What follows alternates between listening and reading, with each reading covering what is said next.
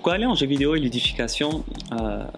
On ne s'en rend peut-être pas compte, mais le jeu vidéo est vraiment partout, à la fois en tant que produit de consommation, quand on pense à l'industrie, en tant qu'objet culturel qui est de plus en plus légitime. On peut par exemple penser au e-sport, ou même en tant que stratégie que parfois on va retrouver dans la vie de tous les jours. Aujourd'hui à Montréal, il y a vraiment une effervescence alentour du jeu vidéo. C'est pour ça qu'on l'étudie en fait, c'est qu'il y a un véritable buzz. Puis le but de la concentration, c'est d'essayer de comprendre justement qu'est-ce qu'il y en est. Malgré que les études sur les jeux sont encore peu connues, ça reste un domaine en pleine expansion.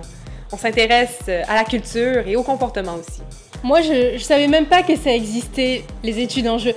Mais en fait, on se rend compte que finalement, analyser le jeu, c'est pas une activité marginale. Maintenant, le jeu, c'est plus populaire que le cinéma. Au Canada, en fait, c'est plus de la moitié de la population qui joue à des jeux vidéo. Donc, le jeu vidéo est devenu tellement important qu'il est complètement en train de changer les pratiques sociales, la manière avec laquelle on communique, la manière avec laquelle on travaille. Donc, ça fait partie de ça à quoi on s'intéresse à la maîtrise en jeu vidéo. En fait, ce qu'on apprend, c'est au niveau des pratiques des joueurs, au niveau des communautés de joueurs, au niveau de l'interaction entre les joueurs. On s'intéresse aussi à la production de contenu, peut-être par les joueurs aussi.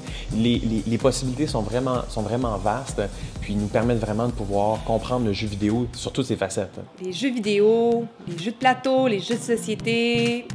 Les jouets aussi, les jeux grandeur nature. Dans le fond, on ne se limite pas aux jeux vidéo, là. On cherche vraiment à parler du jeu sous toutes ses formes.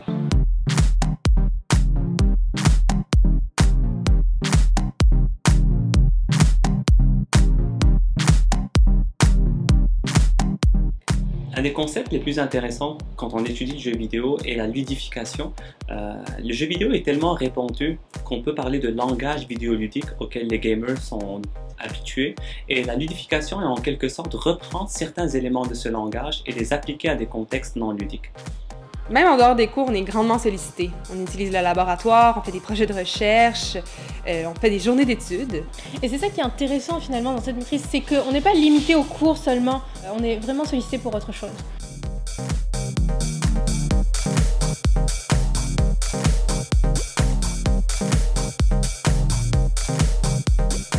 Après la maîtrise, je pense qu'on pourrait continuer la recherche à la fois au troisième cycle, donc au doctorat, mais aussi dans des studios de jeux qui vont s'intéresser au comportement du joueur ou à certaines pratiques émergentes. Les compagnies de jeux vidéo ne sont pas seulement à la recherche de techniciens qui sont capables de programmer, on cherche aussi des employés polyvalents qui ont un esprit critique, qui sont capables d'apprendre par eux-mêmes. Et nous, c'est dans cette optique-là qu'on forme nos étudiants de la maîtrise. Je pense qu'il n'y a pas de meilleur endroit qu'à Montréal pour pouvoir étudier le jeu vidéo. Parce que, bon, le jeu vidéo est vraiment quelque chose de gros à Montréal, mais aussi parce que, bon, la ville en elle-même est une ville ludique, tu sais. C'est dans l'ADN de la ville. Le jeu vidéo et le jeu est dans l'ADN de la ville. Fait que ça nous donne la possibilité, nous, en tant que chercheurs, de pouvoir, oui, travailler dans des studios de jeux vidéo et aussi d'aller travailler dans le domaine de la communication plus largement, tu sais. Au niveau de la recherche, par exemple, fait que ces opportunités sont là, puis on va les prendre.